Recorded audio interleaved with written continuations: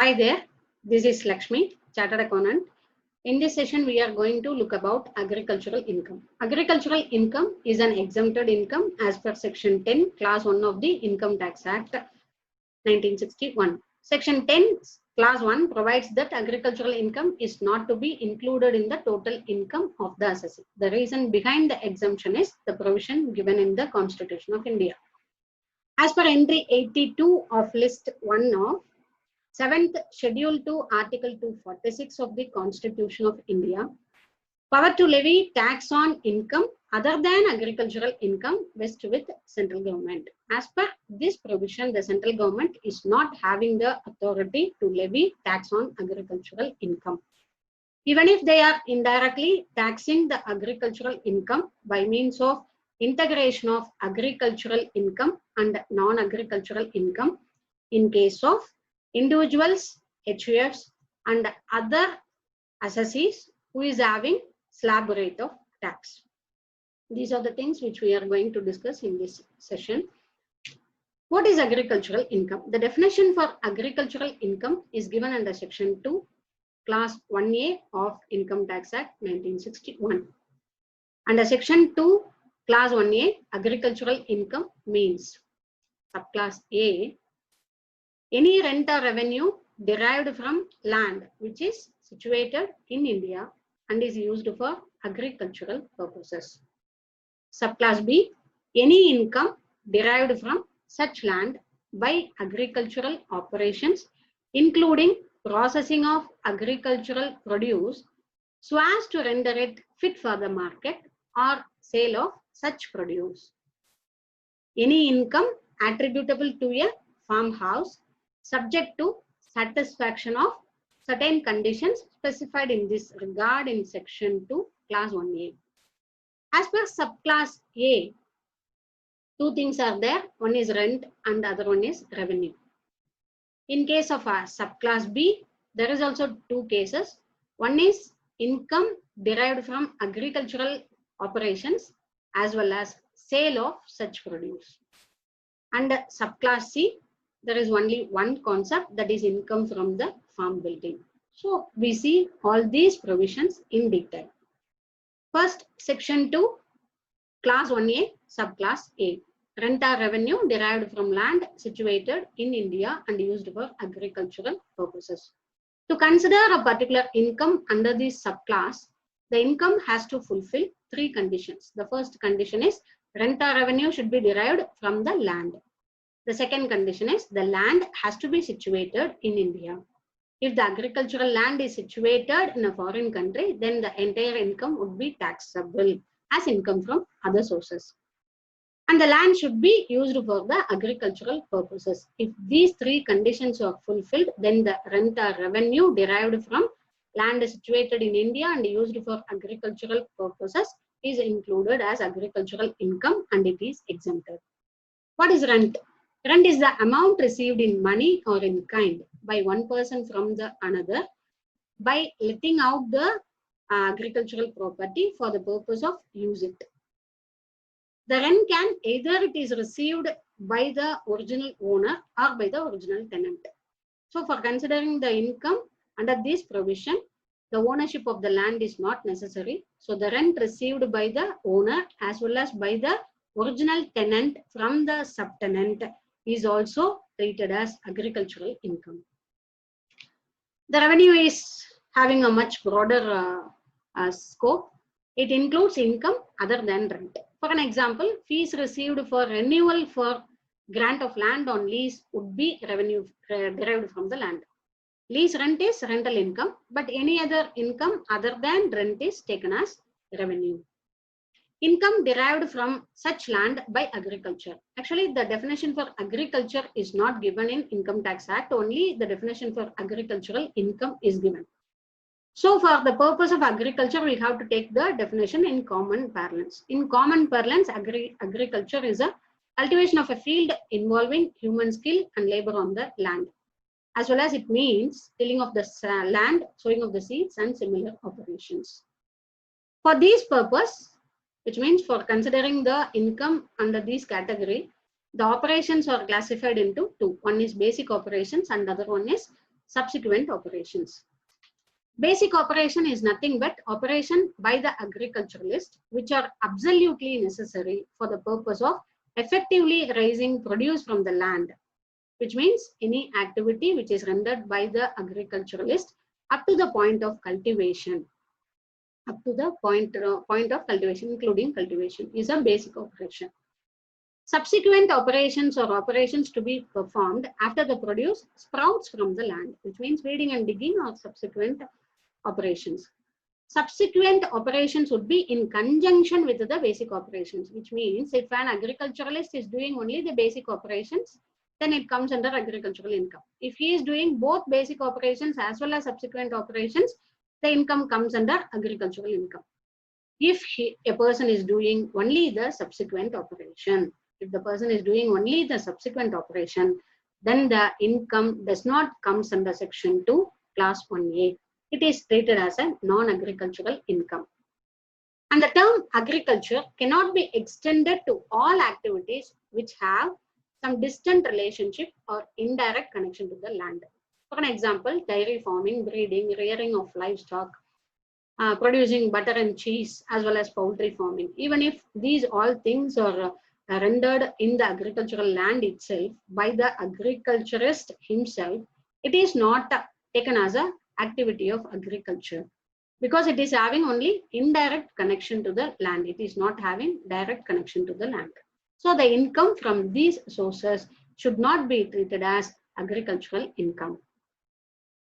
The next question is whether income from nursery constitutes agricultural income. Actually, in case of nursery, they are doing basic operations, but the basic operations are done in a nursery itself. It is not done in a land. It is not carried out on a land. Even if the basic operations were not carried out on land, or it can be carried out on a land, the revenue generated by a nursery by selling of saplings or seedlings grown in a nursery is a agricultural income. Next, class B, which comprises the provision of two. One is process ordinarily employed to render the produce fit to be taken to the market, as well as sale of the produce. First part, process ordinarily employed to render the produce fit to be taken to the market. To make the agricultural produce a saleable commodity, it is necessary to do some basic activity. For an example, if you want to sell a tamarind, you have to remove the shell as well as the seed to render it fit for the market. That activity is a process ordinarily employed to render the produce fit to be taken to the market. If this activity is done by the person who is other than cultivator or receiver of rent in kind, it is not comes under agricultural income. So the process which is ordinarily employed to render the produce fit to the market has to be rendered either by the cultivator or by the receiver of rent in kind. It does not mean they have to do, they can employ somebody to do this work. The ordinary process is employed to render the produce fit to be taken to market includes thrashing, winnowing, cleaning, drying, crushing, etc. To understand this concept, we take one example. Conversion of paddy to rice. Actually, to render the produce fit to the market, the paddy has to be converted into rice. Even if it can be sold as a paddy, it can also be converted into rice. For the purpose of obtaining rice from paddy, what are the process involved is, first we have to remove the hay from the basic grain. After that, remove chaff from the grain. The grain has to be filtered to remove stones. And finally, the rice has to be packed in gunny bags.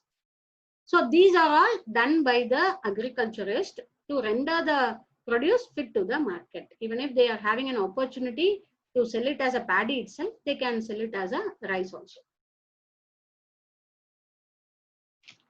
After such process, the rice can be taken to the market for sale. In this case, for the process of making the rice ready for the market, it involves manual operation as well as mechanical operations. But all these operations constitute only the ordinary course of activity to render the produce fit to the market, because it does not change the original character of the agricultural produce. So the income generated by this operation is the agricultural income. For an example, if the agriculturalist convert these rice into rice flour, there comes a commercial activity. There comes a commercial activity. So his process involves both ordinarily employed in the course of making the produce fit to the market as well as other activities. So his income comes under partly agricultural income and partly non-agricultural income, for which Rule 7 is applicable. That's it. If marketing process is performed on a produce which can be sold in its raw form, income derived therefrom is a partly agricultural income and partly business income. The second part of subclass B is sale of produce in the market. And these two to be done only by the cultivator or receiver of rent in kind to take that income as agricultural income. If the sale of produce in the market is done by a person other than cultivator or receiver of rent in kind, that does not form part of agricultural income. And one more condition is there. It is from the land which is situated in India and used for agricultural purposes. This is the basic thing. So if the produce is subjected to any process other than process ordinarily employed to make the produce fit to the market, then it is partly agricultural income and partly non-agricultural income. Like a tea, cotton, tobacco, sugar cane, if it is subjected to manufacturing process and the manufactured product is sold, then it is also covered under partly agriculture and partly non-agricultural income. That's all about subclass B. Then subclass C, that is section 2, class 1A, subclass C, income from farm building. Income from farm building, which is owned and occupied by the receiver of the rent or revenue of any such land, or occupied by the cultivator or the receiver of rent in kind, of any land with respect to which or the produce of which any process discussed under section 2, class 1A is carried on, would be agricultural income. Here the basic condition is the farm building, it can be owned and occupied by the receiver of the rent or revenue, or it can be occupied by the cultivator, or it can be occupied by the receiver of rent in kind. If the property is occupied by other persons other than these three categories, then it does not comes under agricultural income. So the property has to be occupied either by the owner of the land, which means receiver of the rent or revenue of any such land, or it can be occupied by the cultivator or by the receiver of rent in kind. This is the important condition. And other conditions are the building should be on or in the immediate vicinity of the land. As well as the second reason already we discussed, the receiver of the rent or revenue or the cultivator or the receiver of rent in kind should, by reason of his connection with such land, by reason of his connection with such land, require it as a dwelling house or as a storehouse. So who has to be the occupant is given. What is the purpose for which it can be occupied is also given. The place of the building, which is immediate vicinity to the land. These are the three important conditions. One more condition is that the land should be assessed to land revenue or subject to a local rate assessed. If it is not assessed to land revenue or local rate assessed, then there comes a condition which is related to population of the area where the building is situated. If the building is situated in a place where the population is less than 10,000, no issue. The income from the building is a agricultural income. If the population of a particular area is more than 10,000, but not more than 1 lakh, then the building should not situated within 2 kilometers from that particular area. If the population is more than 1 lakh but not more than 10 lakh of a particular area, the land or building should not be situated within 6 kilometers from that area. If the population of a particular area is more than 10 lakhs, then the land where the building is there should not situated within 8 kilometers. Should not situated within 8 kilometers. So if the population is less than 10,000, no issue. the income from the farm building is an agricultural income subject to fulfilling other conditions. If it is situated within 2 kilometers of an area where the population is more than 10,000 to 1 lakh, it is not an agricultural land. If it is situated within 6 kilometers from an area where the population is more than 1 lakh but not more than 10 lakh, it is not an agricultural area. It is not an agricultural income. If it is situated within 8 kilometers from the place where the population is more than 10 lakhs, then it is not covering under this provision.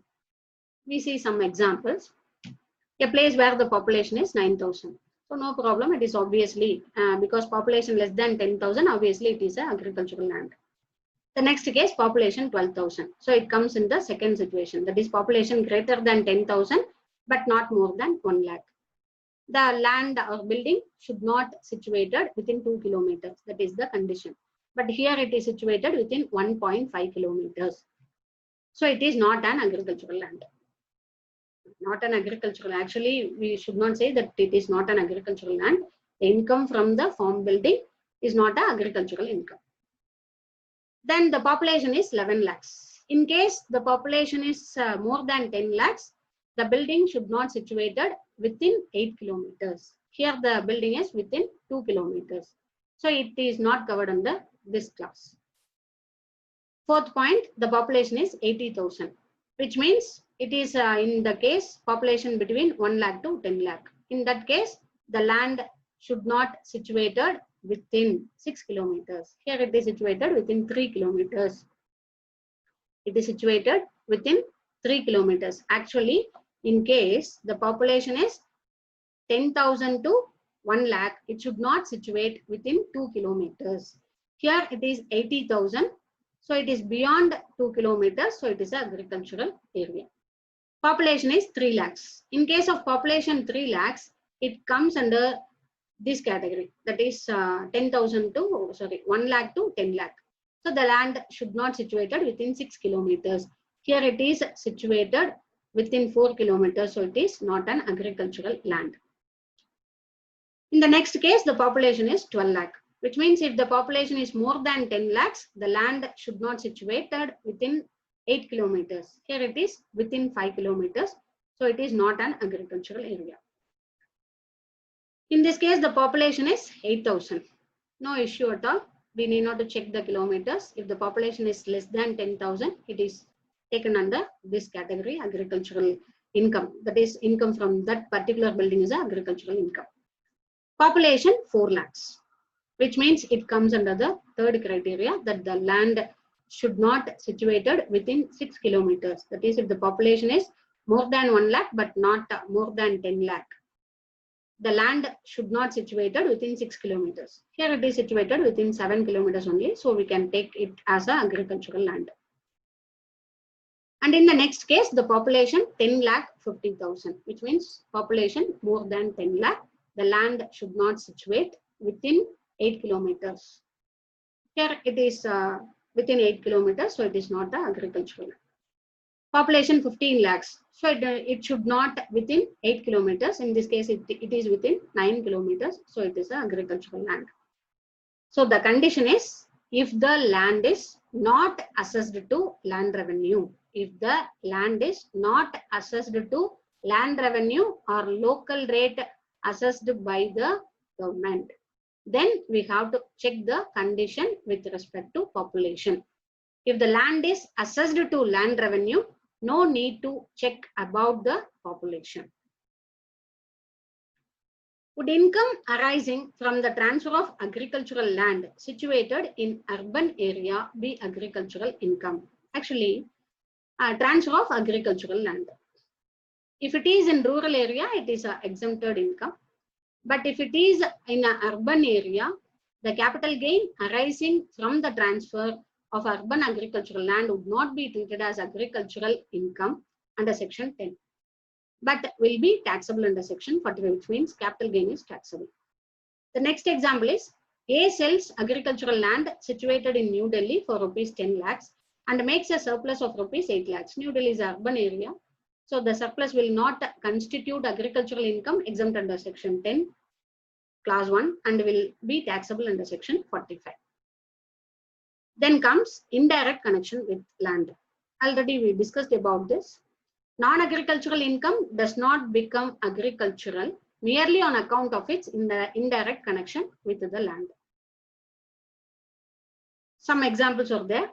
The first example is a rural society has as its principal business the selling on behalf of its member societies butter made by the societies from cream sold to them by farmers. Actually, in this case, farmers are selling the cream to the society and from that they are making butter. Is this agricultural activity? Definitely not, because butter is resulting from the factory operations which is separated from the farm and it is not an agricultural product too. So they could not claim exemption under section 10 clause 1. These are all some of the case studies. X was the managing agent of a company. He was entitled for a commission at the rate of 10% per annum on the annual net profits of the company. A part of the company's income was agricultural income. Actually, the company is earning agricultural income, but the managing agent is receiving commission. X claimed that since his remuneration was calculated with reference to income of the company, part of which was agricultural income, such part of the commission as was proportionate to the agricultural income was exempt from income tax. Actually, the managing agent who is getting commission from the company is having indirect connection with the agricultural income. So the remuneration received by this agent is not treated as agricultural income. The next case is Y owned 100 acres of agricultural land, a part of which was used as pasture for cows. The lands were purely maintained for manure and other purposes which is connected with agriculture. And only the surplus milk after satisfying the assessee's needs was sold. The question arose whether income from such sale of milk was agricultural income. Actually, it is not, because it is related to dairy farming which is having indirect connection with the land. Even if the lands were purely maintained for the manure, which means the cows were maintained purely for the manure, only the surplus milk is sold. It comes under the dairy farming activity, which is not a agricultural activity. It is having a commercial proposition. B was a shareholder in certain tea companies, 60% of whose income was exempt from tax as agricultural income. She claimed that 60% of the dividend received by her on her shares in those companies was also exempt from tax as agricultural income. But in this case, the members are different from that of the company. So the nature of the income in case of the company is different from that of the individuals. So in this case, the dividend received by the person is having only indirect connection with the agricultural activity. So the dividend is not treated as agricultural income. But in case of a partnership firm, if we take the firm is formed purely for the purpose of agricultural activity and the partners are receiving remuneration from the firm, it is agricultural income. Why? The reason is the individuals are not different from that of the firm. Partners are not a different entity from that of the firm. So the income in the hands of the partner is having the same treatment which is in the hands of the firm. So if it is a remuneration received by the partner from the firm, it is treated as agricultural income. Next comes a different case in regard to forest trees of spontaneous growth. Actually, we are specifying that the activities has to be rendered by the cultivator or by the receiver of rent in kind. Here, forest trees of spontaneous growth. There is no activity by the person, which grow on the soil unaided by any human skill and labor. There is no cultivation of the soil at all. So forest trees are always spontaneous growth only. Even though operations in the nature of forestry operations performed by the assessee may have the effect of nursing and fostering the growth of such trees, even if he is indirectly involving in forestry operations, it cannot constitute agricultural operations because that forest trees of spontaneous growth does not constitute agricultural income. The reason is He is not the owner of the land. He is not the cultivator of the land. So it is having only indirect connection with the land. So the income is not treated as agricultural income. Here are some examples of agricultural income and a non-agricultural income. Income derived from sale of seeds, income from growing of flowers and creepers, rent received from land used for grazing of cattle required for agricultural activities, income from growing of bamboo, non-agricultural income like income from breeding of livestock, poultry farming, fisheries, dairy farming. These are some of the examples. Now, I hope you understand the concept of agricultural income. So, in detail, we have discussed the scope of agricultural income. So, just I have explained only the definition portion of agricultural income in detail. If you study like this, you are able to answer all the onward questions. You need not to go for MCQs. Okay. Thank you for listening this video. Hope you like this video. If possible, like the video, comment your doubts in the comment section, as well as subscribe to our channel. Thank you.